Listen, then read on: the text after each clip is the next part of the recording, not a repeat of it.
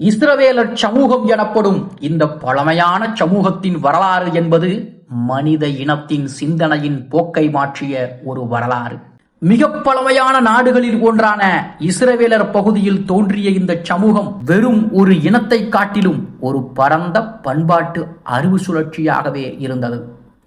தங்களின் இறை நம்பிக்கைகளும் நெறிமுறைகளும் வரலாற்று போராட்டங்களும் வெளிச்சமும் இருளும் மாறி மாறி வந்த வாழ்க்கை முறைகளும் மனித இன வரலாற்றில் முக்கிய அத்தியாயங்களில் ஒன்றாகவே திகழ்கின்றன.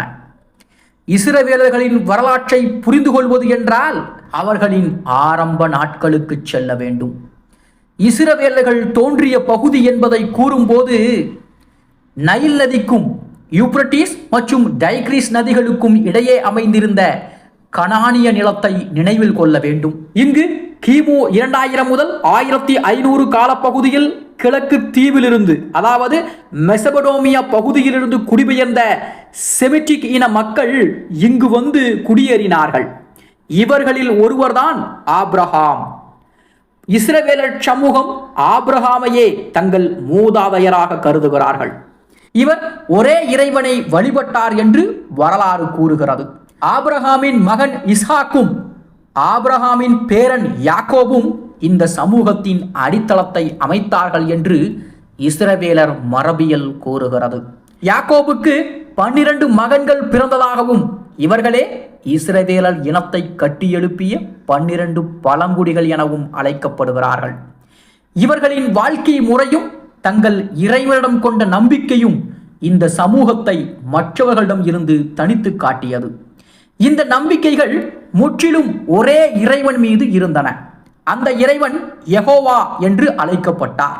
கிமு 2000களில் தோன்றியதாக கூறப்படும் பல்வேறு நாகரிகங்களில் பன்முக கடவுள் வழிபாடு இருந்தது.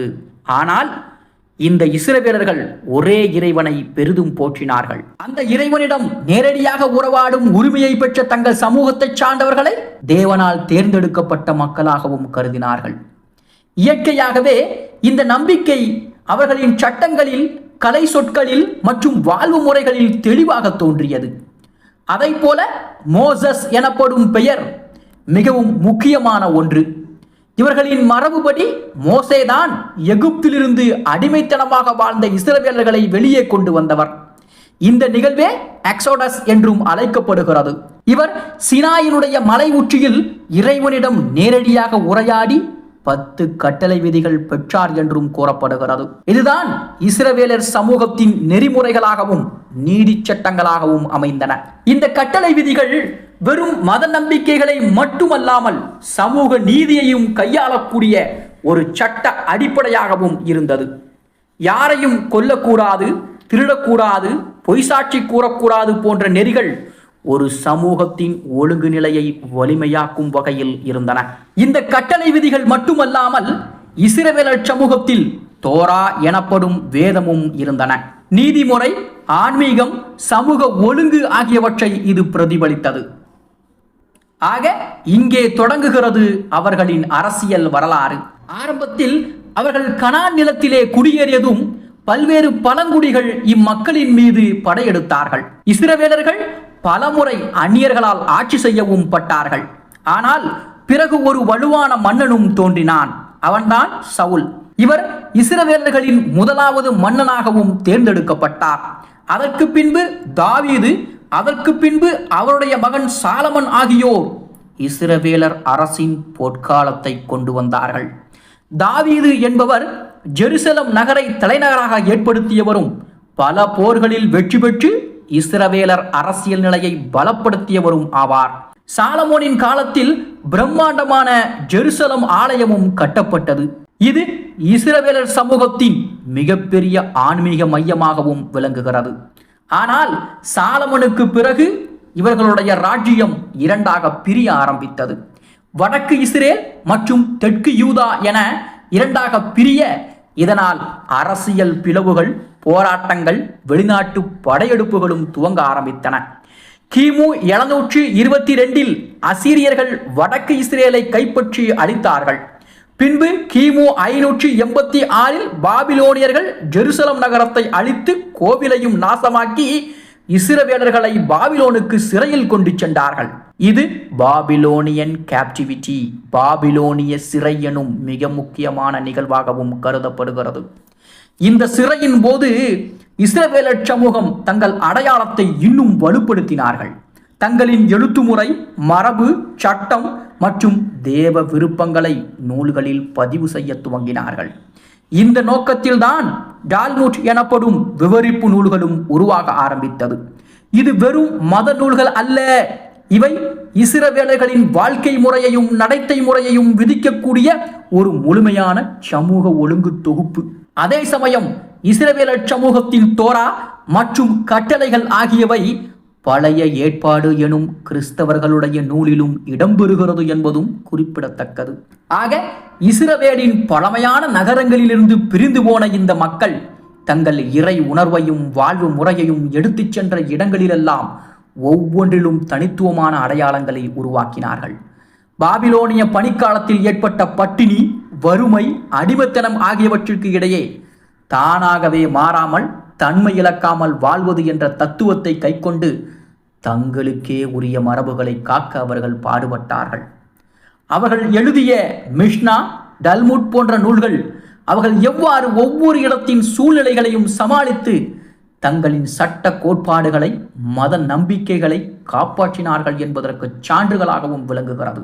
இந்த காலகட்டத்தில் இவர்கள் சிறுபான்மையாக இருந்தாலும் அவர்களின் கல்வி மீது வைத்திருந்த நம்பிக்கையால் பலருக்கும் கற்றலுடைய வாய்ப்பை ஏற்படுத்தினார்கள். இன்னும் வழிபாடுகளிலும், குடும்ப மரபுகளிலும், மொழியியல் மற்றும் சமய ஆச்சாரங்களில் இருந்து கொண்டு தங்களை மீளச் செய்தார்கள். ஒவ்வொரு இஸ்ரவேலர் குடும்பமும் தங்கள் தந்தையரால் சொல்லப்பட்ட புராணங்களையும் வரலாறுகளையும் நினைவு கூறுவதை வழக்கமாக வைத்திருந்தார்கள். இவ்வாறு அவர்கள் உருவாக்கிய ஒளியேதான் தன்னுடைய வலிமை என்ற சிந்தனை அவர்களின் நம்பிக்கையின் மூல அடியாகவே இருந்தது. ஆக ஐரோப்பாவினுடைய மத்திய யுகத்தில் ஏற்பட்ட பாதிப்புகளும் தவிர்க்க முடியாத வரலாற்று பிணைகளும் யூத சமூகத்தின் மேல் தீவிர தாக்கத்தை ஏற்படுத்தியது.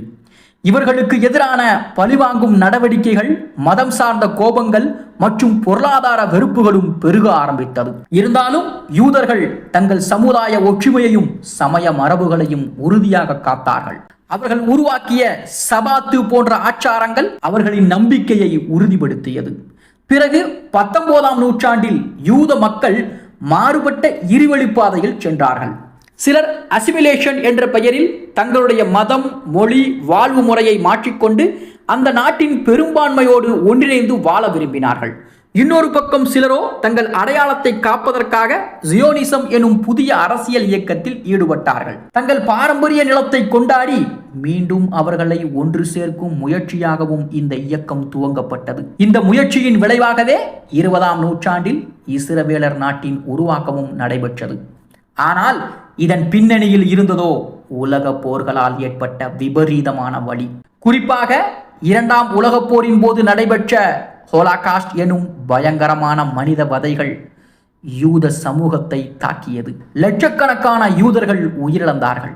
இந்த நிகழ்வு யூத சமூகத்தின் வரலாற்றில் பேரழிவாகவும் அதே சமயம் அடுத்த கட்ட ஒற்றுமைக்கும் மாற்றத்திற்கும் காரணமாகவும் அமைந்தது. அதைத் தொடர்ந்து இஸ்ரவேலர் நாடு 1948 உருவானதும் பல நாடுகளில் வாழ்ந்த யூதர்கள் தங்கள் பூர்வீக நிலத்திற்கு திரும்ப துவங்கினார்கள். ஆனால் இந்த புதிய தேச உருவாக்கம் பல அரசியல் எதிர்ப்புகளையும் பிராந்திய முரண்பாடுகளையும் உருவாக்கியது. அதன் பின்னணியில் யூதர்களுக்குள்ளேயே ஒரு வகையான சிந்தனை மாறுபாடுகளும் தோன்றின. ஒரு பக்கம் மத பரிசுத்தமான பாரம்பரிய கோட்பாடுகள், மற்றொரு பக்கம் உலகமயமான வாழ்வியல்.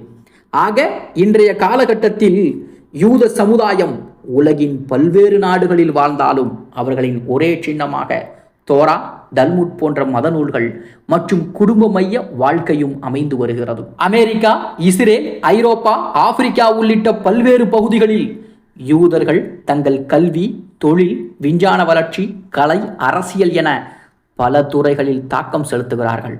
ஆனால் எந்த இடத்திற்கு சென்றாலும் அவர்கள் தங்கள் விருத்தியின் அடிப்படையில் தங்கள் அடையாளத்தை இழக்காமல், மறுக்காமல் வாழ்கிறார்கள். இந்த பெரும் வரலாற்றினுடைய பயணத்திலே யூதர்களின் மரபும் மாறுதலும் என்பவை ஒரே நாணயத்தின் 2 பக்கங்கள். அவர்கள் இழந்ததும் பெரிது, ஆனால் காத்ததும் அதிகம். அவர்களின் சோகங்களும் போராடும் மனதும் சேர்ந்து உலகில் ஒரு தனிப்பட்ட நாகரிகத்தின் உருவாக்கமாகவே அமைந்தது. குறிப்பாக 1948 இஸ்ரவேலர் நாடு உருவானதற்கு பின்பு அவர்கள் எடுத்த ஒவ்வொரு நடவடிக்கைகளும் அவர்களுடைய கொள்கைக்கே மாற்றமாக அமைந்துவிட்டது. வரலாற்றில் பல்வேறு கஷ்டங்களையும் துன்பங்களையும் அவர்கள் அனுபவித்திருந்தாலும் அதே கஷ்டங்களையும் துன்பங்களையும் இன்று பலஸ்தீன் பகுதிகளில் அவர்கள் வழங்கி கொண்டிருக்கிறார்கள் என்பதும் அவருடைய வாழ்க்கையில் பெற்ற கல்விக்கு முரணான ஒன்று என்பதும் குறிப்பிடத்தக்கது. மனித இனத்தின் நாகரிக பயணத்தில் பண்டைய கிரேக்கர்கள் அளித்த பங்கு தனித்துவமானது. இன்று நாம் மேற்கத்திய நாகரிகத்தின் அடித்தளம் என்று கூறும் பல சிந்தனைகள், அரசியல் அமைப்புகள், கலை வடிவங்கள், தத்துவ மரபுகள் அனைத்திற்கும் முன்னோடியாக இருந்தது பண்டைய கிரேக்க நாகரிகம். ஆனால் அத்தகைய மகத்தான ஹெலனிக் நாகரிகம் உருவாகுவதற்கு முன்பே கிரேக்க நிலப்பரப்பிலும் அதனை சூழ்ந்த தீவுகளிலும் வாழ்ந்த 2 பழமையான சமூகங்கள் தான் அந்த அடித்தளத்தையே அமைத்துக் கொடுத்தார்கள் என்று சொல்லலாம். அவர்கள்தான் மினோன்ஸ் என்று அழைக்கப்படும் மினோவியர்கள் மற்றும் மைசீனியன்ஸ் என்று அழைக்கப்படும் மைசீனியர்கள். இவர்கள் இல்லாமல் இருந்தால் பிற்கால கிரேக்கத்துடைய ஜனநாயகமும் கவிதையும் கலைகளும் காவியங்களும் என எதுவுமே தோன்றியிருக்க முடியாது. எனவே இந்த அடிநிலை கட்டமைப்பை புரிந்து கொள்வது கிரேக்க வரலாற்றின் முதல் பக்கங்களை திருப்பி பார்ப்பது போன்றதாகும். கிரேக்க கலாச்சாரம் என்று சொல்லப்படும் பெரும் ஆற்றின் அடியில் பாய்ந்து கொண்டிருக்கும் மறைந்திருக்கும் சிறு சிறு நீரோட்டங்கள் போல் மினோவியர்களும் மைசீனியர்களும் அந்த பெரும் நாகரிகத்திற்கு ஆதார குழாய்களாக அமைந்தார்கள். கிமு 3000 முதல் 1100 வரையிலான காலப்பகுதியில் இவர்களின் ஆட்சி, கலை, வணிகம், கட்டிடக்கலை, மதம் ஆகியவை செழித்து வளர்ந்தது. அதே சமயம் இருந்த இயற்கை பேரழிவுகள், போர்கள், அண்டை நாகரிகங்களுக்கு இடையிலான தொடர்புகள் இவர்களை உயர்த்தியும் வீழ்த்தியும் வந்தது. மினோவியர்கள் கிரீட் என்ற தீவில் வாழ்ந்தவர்கள். அங்கே அவர்கள் உருவாக்கிய நகர அமைப்புகள், அரண்மனைகள், சுவர் ஓவியங்கள், கடற்படை வலிமை ஆகியவை மெய்மறக்க வைக்கக்கூடியது. இவர்களை மத்திய தரைக்கடலின் முதலாவது கடற்படை நாகரிகம் என்று வரலாற்று ஆசிரியர்கள் குறிப்பிடுகிறார்கள். இவர்களின் கலை பாடல்கள், நிறங்களால் நிரம்பிய சுவரோவியங்கள், அழகிய பானங்கள், புராண கதைகள் ஆகியவை உயிரோட்டம் அளிக்கக்கூடியது. குறிப்பாக நிலப்பரப்புகளில் செழித்து வாழ்ந்தவர்கள். அவர்கள் கோட்டைகள், போர்க்கோட்பாடுகள், ஆயுதங்கள், குதிரை ரதங்கள், தங்க முகமூடிகள் போன்றவற்றிலே வல்லவர்கள். ஹோமரின் இலியட் மற்றும் ஒடிசி காவியங்களில் வரும் அகமெனன், ஹெக்டார், அகிலீஸ் போன்ற வீரர்களின் உலகம் என்பது வரலாற்று உண்மையா அல்லது கற்பனையா என்பதை காட்டிலும் அந்த கதைகள் உருவாக காரணமாக இருந்த அடித்தள சமூகங்களே மைசீனியர்கள்தான். மினோவியர்களும் மைசீனியர்களும் ஒன்றுக்கொன்று முற்றிலும் வேறுபட்டவர்கள் போல தோன்றினாலும் உண்மையில் அவர்கள் பரிமாற்றமும் தொடர்பும் கொண்டிருந்தார்கள். மினோவியர்கள் வணிகம், கலை, கடல் பயணம் போன்றவற்றில் முன்னோடிகள். மைசீனியர்கள் அவர்களிடம் இருந்து பல விஷயங்களை கற்றுக்கொண்டு தங்கள் தனித்துவத்தோடு கலந்து கொண்டார்கள். இந்த கலவையே பிற்கால ஹெலனிக் கிரேக்க நாகரிகத்தின் அடிப்படையாகவும் அமைந்தது. மினோவியர்கள் வாழ்ந்த காலத்தில் அவர்கள் எழுதிய லைனியர் ஏ என்ற எழுத்து முறையை வரலாற்று ஆசிரியர்கள் இன்னும் முழுமையாக கண்டுபிடிக்க முடியாத நிலையில் இருந்தாலும் மைசீனியர்கள் எழுதிய லைனியர் பி என்ற மொழி பிற்கால கிரேக்க மொழிக்கான தாயாகவே கருதப்படுகிறது. எனவே கிரேக்க இலக்கியத்தின் வேர்கள் மைசீனியர் சமூகத்தில் தான் இருக்கின்றன. இவ்வாறு ஒரு பக்கம் சுவர் ஓவியங்களின் அழகையும் அரண்மனைகளையும் செழிப்பையும் கொண்ட மினோவியர்களும், மறுபக்கம் போர்த்திறமை, கோட்டை கட்டிடம், காவிய உணர்ச்சி கொண்ட மைசீனியர்களும் சேர்ந்தே பண்டைய கிரேக்கத்தின் அடிநிலை கட்டமைப்பை அமைத்தார்கள். இவர்களின் வீழ்ச்சி கிமு 1100க்கு பிந்தைய காலகட்டத்திலே, அதாவது கிரீக் டார்க் ஏஜ் என்று அழைக்கப்படும் இருள் காலத்திலே உருவாகியிருந்தது. ஆனாலும் அவர்கள் விதைத்த விதைகள் பிற்காலத்திலே ஜனநாயகம், தத்துவம், கலை, அறிவியல் என பல்வேறு திசைகளில் மலர்ந்தது என்பதும் குறிப்பிடத்தக்கது. ஆக மினோவியர்கள் வாழ்ந்த கிரீட் தீவு அவர்களுடைய அரண்மனைகள் மற்றும் கலை தொடர்புகளால் உலக வரலாற்றில் தனிச்சிறப்பை பெற்றிருந்தது. குறிப்பாக குனோசஸ் என்று அழைக்கப்படும் அரண்மனை வளாகம் மினோவியர்களின் நாகரிக செழிப்புக்கான மிகப்பெரிய சின்னமாக திகழ்கிறது.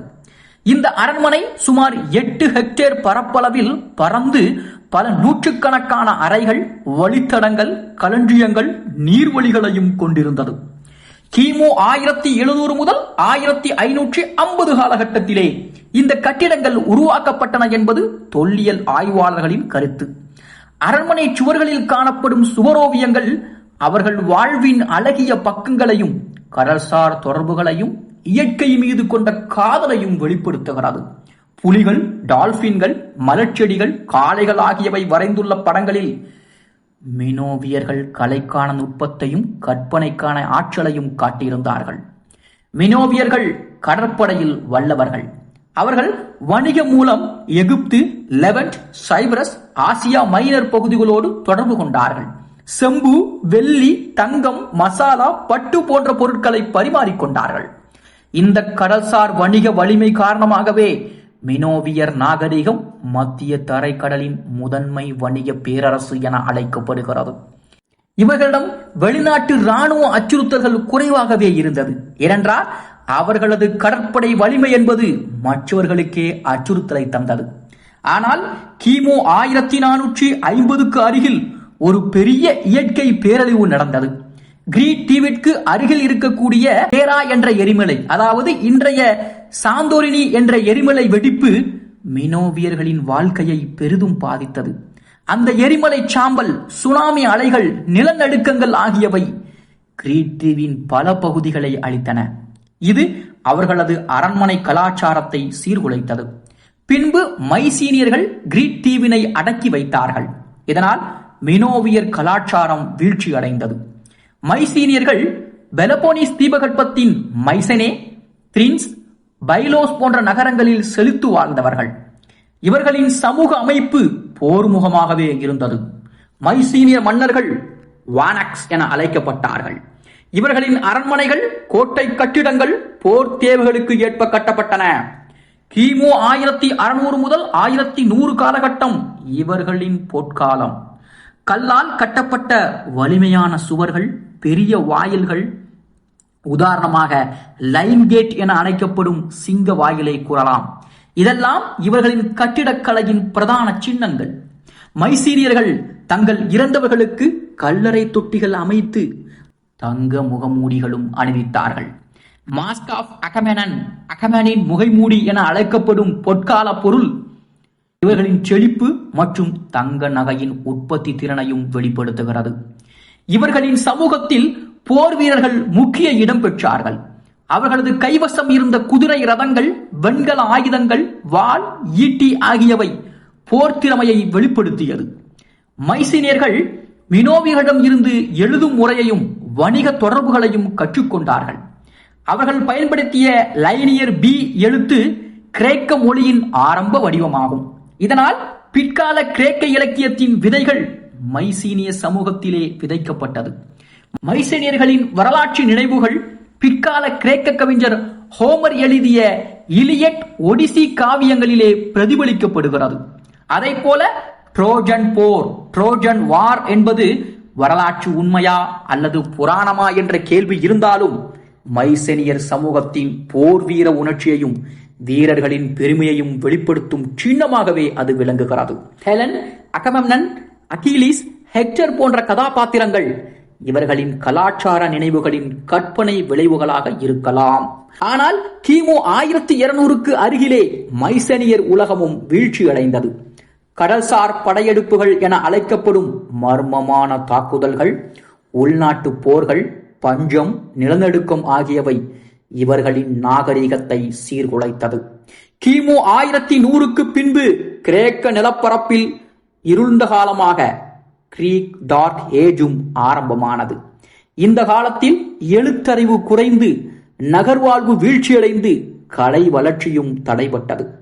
ஆனால் மினோவியரும் மைசீனியரும் விட்டு சென்ற அடையாளங்கள் பிற்கால கிரேக்க நாகரிகத்தின் அடித்தளமாகவே மாறியது. மினோவியர்களிடம் இருந்து கற்ற கலை உணர்வு, கடற்படை வலிமை, வணிக வலையமைப்பு பிற்கால ஹெலனிக் உலகில் பிரதிபலித்தது. மைசீனியர்களின் வீர உணர்ச்சி, கோட்டை கட்டிடம், காவிய உணர்வு, போர்க்கலை ஆகியவை பிற்கால ஸ்பார்ட்டா, ஆத்தன்ஸ் போன்ற நகரங்களில் தொடர்ந்தது. மினோவியர்களும் மைசீனியர்களும் சேர்ந்தே கிரேக்க வரலாற்றின் அடிநிலை கட்டமைப்பை உருவாக்கினார்கள். அவர்கள் வீழ்ச்சியடைந்தாலும் அவர்கள் விதைத்த விதைகள் பிற்கால ஹெலனிக் எழுச்சியில் மலர்ந்தது. ஜனநாயகம், தத்துவம், அறிவியல், கலை, இலக்கியம் போன்ற அனைத்திற்கும் இவர்களின் அடையாளங்கள் அடிப்படையாக அமைந்தன. எனவே இந்த இரு பழமையான நாகரிகங்களின் வரலாறு வெறும் தொல்லியல் ஆய்வு வரலாறு மட்டுமல்ல, இது பிற்கால உலக வரலாற்றின் முதற்படி என்பதும் குறிப்பிடத்தக்கது. பண்டைய உலகின் வரலாற்றை புரிந்து கொள்ளும் போது சில நாகரிகங்கள் நிலத்தின் மேல் செழித்தன. நைல் நதியின் கரையில் எகிப்தியர், டைக்ரீஸ் யூப்ரட்டிஸ் நதிகளின் அருகே மெசபடோமியர்கள், கங்கை சிந்து சமவெளியில் இந்திய நாகரிகங்கள் ஆகியவை விவசாய வளத்தை கொண்டு உயர்ந்தார்கள். ஆனால் பீனீஷியர்களின் வாழ்க்கை முறையே வித்தியாசமானது. இவர்களின் வாழ்வாதார அடிப்படை நிலமல்ல, கடல். அவர்கள் கடலையே தங்கள் தாயாக கருதி காற்றையும் அலைகளையும் வாசித்தவர்கள் போல வாழ்ந்தார்கள். அலைகளை வென்று பரந்த கடல் பரப்புகளை வணிக பாதைகளாக மாற்றியவர்கள் பீனீஷியர்கள். எனவே அவர்களின் கதையை தொடங்கும் போது நாம் பார்க்க வேண்டியது அவர்கள் வாழ்ந்த நிலப்பரப்பும் அங்கிருந்து எழுந்த வரலாறும் தான். பீனீஷியர்கள் வாழ்ந்த பகுதி இன்று நாம் லெபனான் என்று அழைக்கும் இடம். மெடிட்டேரியன் என்று அழைக்கப்படும் மத்திய தரைக்கடலின் கிழக்கு கரையில் சுமார் 200 மைல்கள் நீளமான குறுகிய கடற்கரை பகுதி அது. மேற்கில் கடலும் கிழக்கில் லெபனான் மலைத்தொடரும் சூழ்ந்திருந்த இந்த நிலப்பகுதி பரந்த நிலக்கலன்களை கொண்டிருக்கவில்லை. ஆகவே விவசாயத்தில் எகிப்து அல்லது மெசபடோமியரை போல முன்னேற்றம் அடைய இவர்களால் முடியவில்லை. ஆனால் இந்த நிலப்பகுதியில் வளர்ந்திருந்த சீடார் மரங்கள் மிகவும் வலுவானவை. கடற்படை கப்பல்களுக்கு ஏற்ற மரக்கட்டைகள் பீனீஷியர்களுக்கு கிடைத்தது. இந்த ஒரு இயற்கை வளம்தான் அவர்களை உலகின் மிகப்பெரிய கடற்படை வணிகர்களாகவே மாற்றியது. வரலாற்று ஆசிரியர்கள் பீனீஷியர்களின் ஆரம்பத்தை கனானியர்களிடம் இருந்து பெற்றதாக கருதுகிறார்கள். பீனிஷியா என்ற பெயர் கிரேக்க சொல் போனிக்ஸ் என்பதிலிருந்து வந்தது. அதற்கு பர்பிள், அதாவது ஊதா நிறம் என்று பொருள். பீனீஷியர்கள் தயாரித்த ஊதா நிற ஆடை உலக புகழ் பெற்றது. முரக்ஸ் எனும் கடல் சிப்பியிலிருந்து எடுத்த வண்ண பசை ராஜகுமாரர்கள், பேரரசர்கள் அணிந்த ஆடைகளுக்கு பயன்படுத்தப்பட்டது. இதன் காரணமாகத்தான் பீனீஷியர்கள் ஊதா நிற மக்கள் என்று அழைக்கப்பட்டார்கள். பீனீஷியர்களின் முக்கிய நகரங்கள் பிப்லோஸ், சைடான், டயர், ஆர்வாட் ஆகியவை. ஒவ்வொரு நகரமும் தனித்தனி நகர மாநிலமாக இருந்தது. ஒவ்வொன்றும் தங்களுக்கே உரிய மன்னர்களையும் வணிக குழுக்களையும் துறைமுகங்களையும் கொண்டிருந்தார்கள். இந்த நகர மாநிலங்கள் ஒன்றுடன் ஒன்று போட்டியிட்டாலும் கடல்சார் வணிகத்தில் இணைந்தும் செயல்பட்டார்கள். பிப்லோஸ் என்பது எகிப்துடன் வணிகம் செய்த முக்கிய துறைமுகமாக இருந்தது. அங்கே இருந்து பபைரஸ் ஏற்றுமதி செய்யப்பட்டது.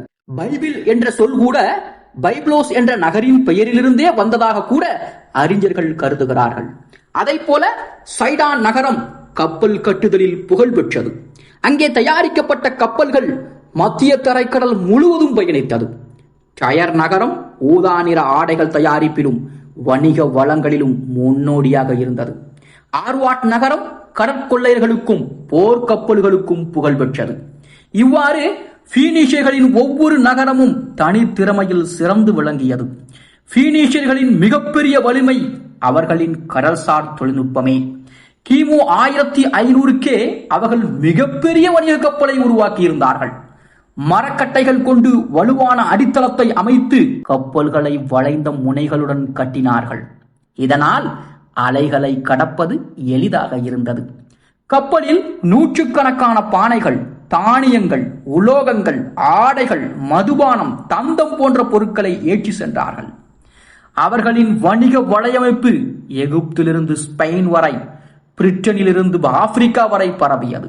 சில வரலாற்று குறிப்புகள் அவர்கள் ஆப்பிரிக்காவை சுற்றி இந்திய பெருங்கடலுக்கும் போயிருக்கலாம் என்று சொல்லப்படுகிறது. அதை போல பீனீஷியர்களின் ஆல்பபெட் உலக வரலாற்றில் ஒரு புரட்சி. சுமார் 22 எழுத்துக்களை கொண்ட பீனீஷியர்களின் எழுத்து முறை சின்னங்களையும் படங்களையும் அடிப்படையாக கொண்ட பழைய எழுத்துக்களை மாற்றி அமைத்தது. ஒவ்வொரு குறியீடும் ஒளியை குறிக்கக்கூடியதாக இருந்தது. இந்த எளிய முறையால் எழுதவும் கற்றுக்கொள்ளவும் எளிதாக இருந்தது. கிரேக்கர்கள் இதனை ஏற்றுக்கொண்டு தங்களுடைய மொழிக்கேற்ப மாற்றினார்கள். பின்பு லத்தீன் எழுத்து முறையும் உருவானது. இன்று நாம் பயன்படுத்தும் ஆங்கிலம் உட்பட பல மொழிகளின் எழுத்துக்கள் பீனீசியர்களின் வாரிசுகள். எனவே வரலாற்றிலே கல்வியில் இவர்களின் பங்கு அளவிட முடியாதது. அவர்களின் மத வழிபாடுகளும் தனித்துவமானவை. பால், அஸ்தாத் போன்ற கடவுளை வணங்கினார்கள். பீனீசியர்களின் தெய்வ வழிபாடு இயற்கை சக்திகளோடு தொடர்புடையதாக இருந்தது. ஆனால் சில பகுதிகளில் குழந்தை பலிகள் நடந்ததாகவும் கிரேக்க ரோம வரலாற்று ஆசிரியர்கள் கூறுகிறார்கள். இதனால் பீனீசியர்கள் பற்றிய மத கருத்துக்கள் எப்போதும் இருவேறு பார்வைகளில் பதிவு செய்யப்படுகின்றன. அவர்களின் கலை வடிவங்கள் கப்பலில், பானைகளில், நகைகளில், சிற்பங்களில் வெளிப்பட்டன. வண்ணங்களில் பயன்படுத்துதல், விலங்குகளை சின்னங்களாக காட்டுதல், அலைகளை அலங்கார வடிவமாக சேர்த்தல் இவர்களின் கலைக்கான தனித்துவம். வணிகம் காரணமாக அவர்கள் எகிப்திய, கிரேக்க கலைபாணிகளையும் தங்கள் கலைக்குள் இணைத்தார்கள்.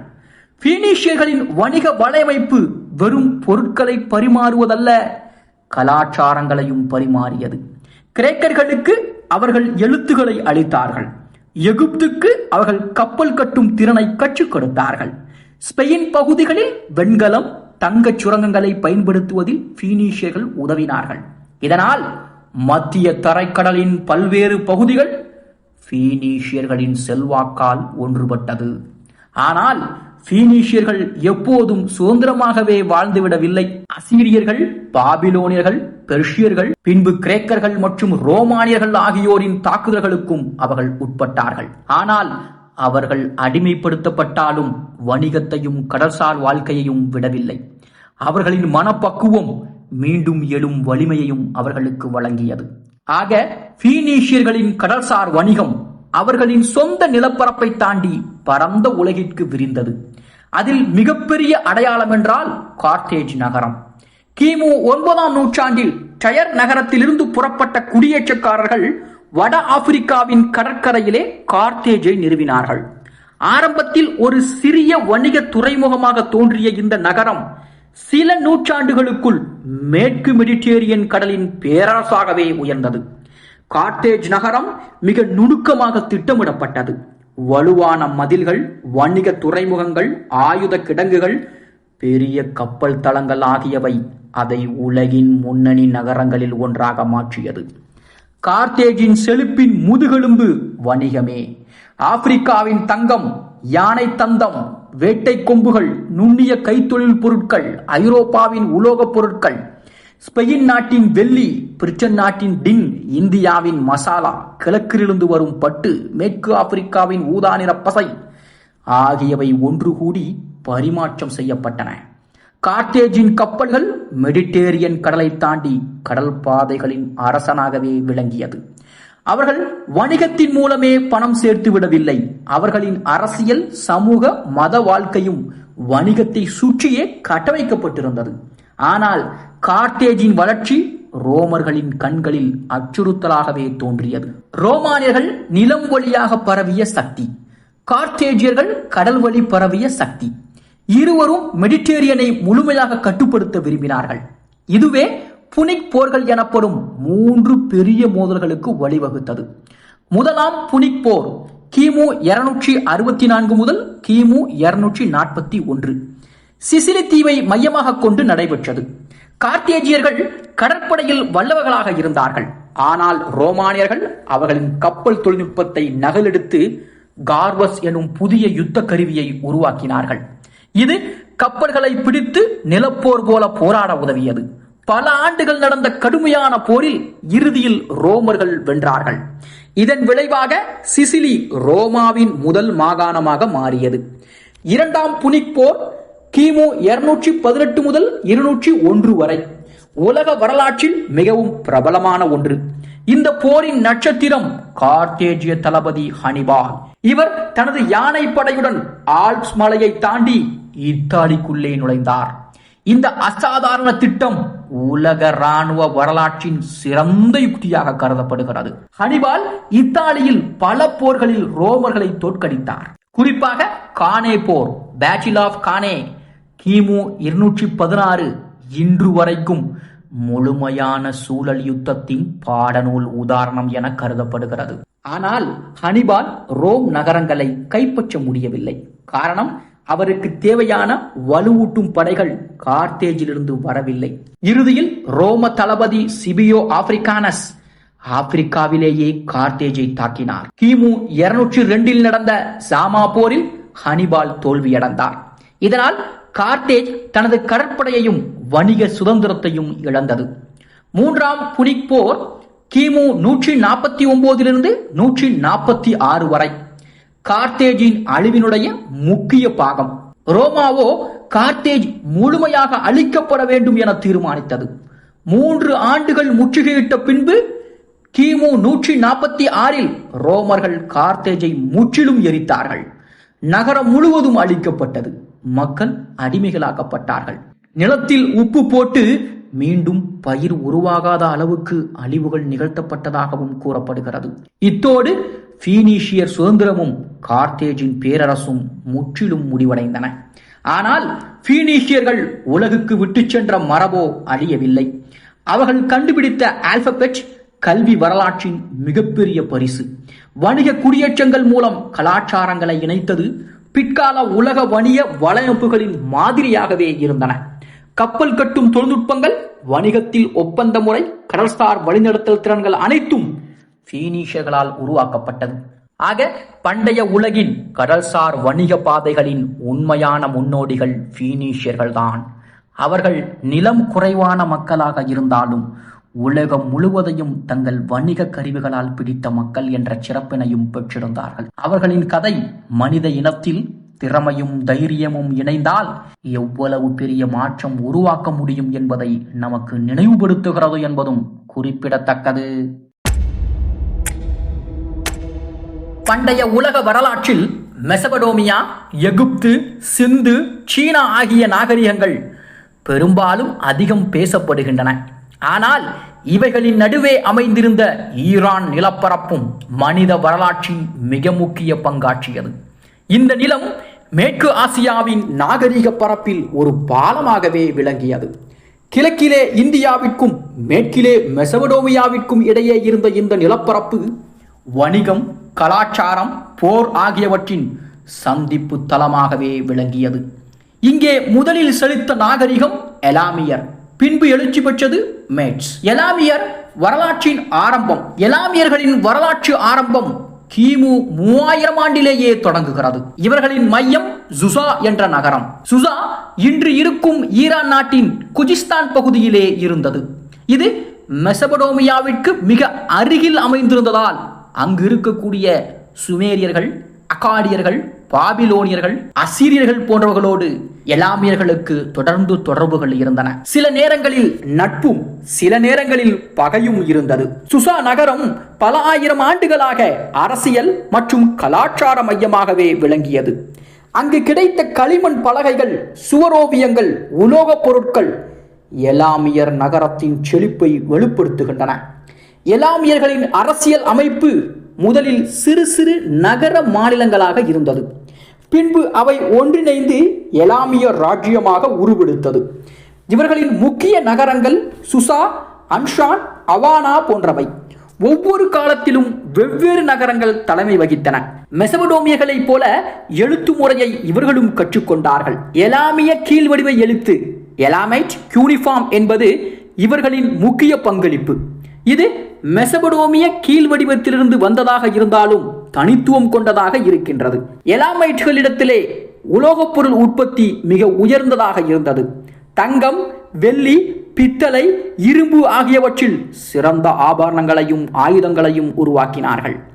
பெண்கள் அழகிய நகைகளால் அலங்கரிக்கப்பட்டார்கள். இவர்களின் சுவர் ஓவியங்களோ இயற்கையையும் கடவுள்களையும் விலங்குகளையும் பிரதிபலிக்கின்றன. எலாமைட்டுகளின் மதத்தில் பெண் தெய்வங்கள் முக்கியமான இடத்தை பிடித்திருந்தார்கள் என்பதும் குறிப்பிடத்தக்கது. ஆனால் எலாமைட் எப்போதும் அமைதியாக இருந்தவர்கள் அல்ல. பாபிலோனியர்களோடு பலமுறை போர்களில் ஈடுபட்டார்கள். கிமு 1764 ஹமுராபி பாபிலோனிய மன்னனாக இருந்தபோது எலாமியர்களை தோற்கடித்தான். ஆனால் அதற்கு பின்பு எலாமியர்கள் மீண்டும் எழுந்து பல பகுதிகளை கைப்பற்றினார்கள். கிமு 12ஆம் நூற்றாண்டில் அவர்கள் பாபிலோனை கைப்பற்றினார்கள். ஆனால் நீண்ட காலம் அதை வைத்திருக்க முடியவில்லை. அசீரியர்கள் தொடர்ந்து தாக்கியதால் எலாமைட்டுகள் பலவீனமடைந்தார்கள். எலாமைட்டுகளின் நாகரிகத்தின் மிகப்பெரிய தாக்கம் என்னவென்றால், அவர்கள் ஈரானிய புலம்பெயர் இனங்களுக்கு அடித்தளம் அமைத்திருந்தார்கள். கிமு முதல் 1000 ஆண்டின் நடுப்பகுதியில் வடக்கில் இருந்த மேட்ஸ் எனும் ஆரிய இனக்குழு ஈரானிலே குடியேற துவங்கியது. இவர்கள் மேட்டு பகுதியில் வாழ்ந்ததால் மேட்ஸ் என்று அழைக்கப்படுகிறார்கள். ஆரம்பத்தில் சிறிய பழங்குடிகளாக அவர்கள் இருந்தாலும் கிமு 7ஆம் நூற்றாண்டில் சயாக்ரஸ் எனும் மன்னனின் கீழ் ஒருங்கிணைந்தார்கள். மேட்ஸ் மக்கள் அசிரியர்களின் கொடூர ஆட்சிக்கு எதிராக மிகப்பெரிய பங்காற்றியவர்கள். பாபிலோனியர்களோடு இணைந்து கிமு 612இல் அசீரிய தலைநகரமான நைனிவேவை அழித்தார்கள். இதனால் அசீரிய பேரரசு முற்றிலும் வீழ்ந்தது. மேட்ஸ் பேரரசு அப்போது மிக வலிமையானதாக விளங்கியது. அவர்களின் தலைநகரம் எக்படானா இன்றைய ஹமத்தான் ஆகும். அங்கு கட்டப்பட்டிருந்த அரண்மனைகள், மதில்கள், செல்வ சின்னங்கள் இவர்களின் வலிமையை வெளிப்படுத்துகின்றன. மேட்ஸ் மக்கள் ஈரானிய ஆரிய இனத்தின் முன்னோடிகள். இவர்களின் மொழியும் கலாச்சாரமும் பின்பு பெர்ஷியர்களால் ஏற்றுக்கொள்ளப்பட்டது. கிமு 6ஆம் நூற்றாண்டில் த கிரேட் சைரஸ் மேட்ஸ் பேரரசை இணைத்து அகாமனிய பேரரசை நிறுவினார். எனவே மேட்ஸ் மக்கள் பண்டைய பெர்ஷிய பேரரசின் அடித்தளமாகவும் கருதப்படுகிறார்கள். எலாமியர்களும் மேட்ஸ்களும் பண்டைய ஈரான் வரலாற்றின் 2 முக்கிய முகங்கள். ஒருவரின் செழிப்பு கிமு 2000 ஆண்டுகளில் என்றால் இன்னொருவரின் எழுச்சி கிமு 1000 ஆண்டுகளில். ஆக மேட்ஸ் மக்கள் பண்டைய ஈரானிய ஆரிய இனத்தின் அடிப்படையில் பங்காற்றியவர்கள். கிமு 8ஆம் நூற்றாண்டில் இவர்களின் வரலாறு தெளிவாக வெளிப்பட துவங்கியது. அப்போது மேட்ஸ் மக்கள் பல சிறு பழங்குடிகளாக பிரிந்து ஈரான் மலைகளிலும் பள்ளத்தாக்குகளிலும் வாழ்ந்து வந்தார்கள். அவர்கள் முதலில் அசிரியர்களுக்கு வரி செலுத்தும் நிலையில் இருந்தார்கள். ஆனால் மெதுவாக அவர்கள் தங்களை ஒழுங்குபடுத்தி அரசியல் வலிமையை பெற துவங்கினார்கள். கிமு 7ஆம் நூற்றாண்டில் டயோகிஸ் என்ற தலைவர் மேட்ஸ் பழங்குடிகளை ஒன்றிணைத்து முதல் மன்னராக ஆட்சி செய்தார். இவர் எக்பச்சானா என்ற நகரத்தை தலைநகரமாகவும் தேர்வு செய்தார். எக்பச்சானா இன்றைய ஹமத்தான் ஆகும். உயரமான மலைகளால் சூழப்பட்டு வலுவான மதில்களால் பாதுகாக்கப்பட்ட நகரம். அங்கு 7 வட்டமிட்ட மதில்கள் இருந்ததாகவும் கூறப்படுகிறது. ஒவ்வொரு மதிலும் வெவ்வேறு நிறங்களில் பூசப்பட்டிருந்தது. இது மேட்ஸ் பேரரசின் பெருமையையும் செல்வத்தையும் வெளிப்படுத்துகிறது. டயோகிஸுக்கு அடுத்ததாக அவரது மகன் பாரோட்டஸ் மன்னனாக மாறினான். அவர் மேட்ஸ் பேரரசை விரிவுபடுத்தவும் முயன்றார். டயோகிஸுக்கு அடுத்ததாக அவரது மகன் புரோட்டிஸ் மன்னனாக மாறினான். அவர் மேட்ஸ் பேரரசை விரிவுபடுத்தவும் முயன்றார். ஆனால் அசீரியர்களோடு போரில் ஈடுபட்டு இறுதியில் தோல்வியுற்றார். அவருக்கு அடுத்ததாக தான் சைக்ரஸ் ஆட்சி செய்தார். இவர்தான் மேட்ஸ் பேரரசின் உண்மையான சக்தியை வெளிப்படுத்திய மன்னன். சைக்ரஸ் மிகச்சிறந்த இராணுவ சீர்திருத்தங்களையும் மேற்கொண்டார். அவர் படைகளை குதிரைப்படை, காலாட்படை, அம்பியையும் படை என பிரித்து ஒழுங்குபடுத்தினார். இது அசீரியர்களின் வலிமையை, படைகளை எதிர்கொள்வதற்கான புதுமையான முயற்சியையும் கொடுத்தது. அவர் பாபிலோனியர்களோடு கூட்டணி அமைத்து கிமு 612இல் அசீரியாவின் தலைநகரமான நைனிவேவை முற்றுகையிட்டு அழித்தார். இதனால் பல நூற்றாண்டுகளாக மேற்கு ஆசியாவை ஆட்சி செய்த அசிரிய பேரரசு முற்றிலும் வீழ்ந்தது. இந்த நிகழ்வு மேட்ஸ் பேரரசின் மிகப்பெரிய வெற்றியாக கருதப்படுகிறது. நைனிவே வீழ்ச்சியால் மேட்ஸ் பேரரசு கிழக்கிலும் வடக்கிலும் தனது அதிகாரத்தை விரிவுபடுத்தியது. அவர்கள் மீடியா, பார்த்தியா, பெர்ஷியா, ஆர்மேனியா ஆகிய பகுதிகளையும் கட்டுப்படுத்தினார்கள்.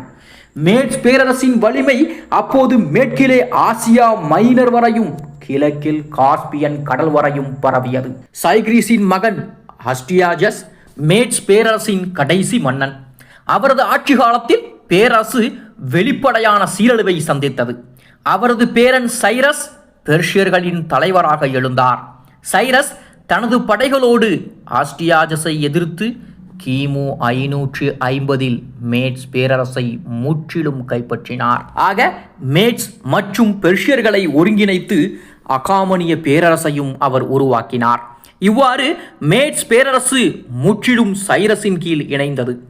மேட்ஸ் மக்களின் வரலாற்று முக்கியத்துவம் அவர்களது அரசியல் சக்தியால் மட்டுமல்ல, அவர்கள் அமைத்த அடித்தளத்தாலும் அமைந்திருந்தது. அசீரிய பேரரசை வீழ்த்தியதில் அவர்கள் முதன்மை பங்கு வகித்தார்கள். அவர்கள் ஏற்படுத்திய இராணுவ ஒழுங்குகள் பிற்கால பெர்ஷியர்களால் ஏற்றுக்கொள்ளவும் பட்டது. எக்பச்சானா அகாமனிய பேரரசின் கோடைகால தலைநகரமாகவும் தொடர்ந்தது. மேட்ஸ் மக்கள் இல்லாமல் சைரஸின் பெரும் பேரரசு உருவாகி இருக்காது என்றே சொல்லலாம். ஆக எலாமியர்களும் மேட்ஸ்களும் சேர்ந்து பண்டைய ஈரானின் இரட்டை மரபுகளை பிரதிபலித்தார்கள். எலாமியர் சுசா போன்ற நகரங்களின் மூலம் ஆயிரக்கணக்கான ஆண்டுகள் கலாச்சாரமும் அரசியலும் வளர்த்தார்கள். அவர்கள் மெசபடோமியாவோடு தொடர்பில் இருந்தார்கள். மேட்ஸ் மக்களோ ஆரிய இனத்தின் வலிமையை கொண்டு அரசியல் ஒருங்கிணைப்பை உருவாக்கினார்கள். இவர்களின் இணைப்புதான் பெர்ஷிய பேரரசின் பிறப்புக்கே வழிவகுத்தது. ஆக பண்டைய ஈரானுடைய வரலாற்றை புரிந்து கொள்ள முனையும் போது அது வெறும் ஒரு பிராந்திய வரலாறு அல்ல, அது மேற்காசியா முழுவதையும் மாற்றியமைத்த அத்தியாயமாகவே விளங்குகிறது. எலாமியர்கள் எழுத்தை, கலைகளை, நகர வாழ்வை வளர்த்தார்கள். மேட்ஸ் மக்களோ பேரரசை, இராணுவத்தை, அரசியல் ஒழுங்கை உருவாக்கினார்கள். இந்த இரு மரபுகளும் சேர்ந்துதான் பண்டைய பெர்ஷியர்களின் உச்சநிலைக்கு அடித்தளம் அமைத்தது என்பதும் குறிப்பிடத்தக்கது.